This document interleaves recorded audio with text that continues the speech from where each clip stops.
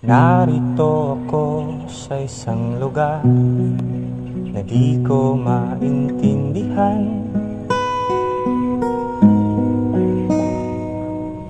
Nakikipagsapalaran sa buhay na ang hantungan ay kawalan. Denumero ang galaw ng tao, bawat gawin ay may presyo. O narito ako sa isang lugar na di ko maintindihan. Daing ng tao'y di pinapansin, nililipad ng hangin.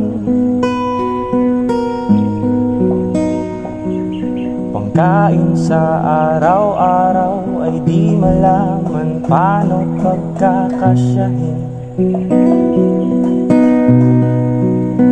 Lalong yumayaman ang mga mayaman.